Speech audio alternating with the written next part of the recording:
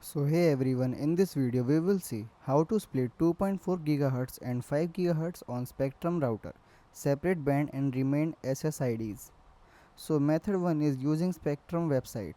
Step 1, log into router settings, then connect to your Spectrum Wi-Fi, open a browser and go to http://192.168.1.1, the universal IP address. Then log in with your router username and password. Step 2, disable Smart Connect. Go to advanced settings, then find wireless or Wi-Fi settings.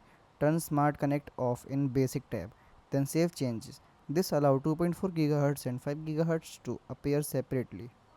Step 3, rename each band SSID. Select the 2.4 GHz section, change the Wi-Fi name, then save, then select the 5 GHz section. Rename it, then save change. Method 2, using the My Spectrum app. On the My Spectrum app, go to Services, then Router, then Advanced Settings. Turn off Smart Connect if available. Then edit and rename the 2.4 GHz and 5 GHz networks separately.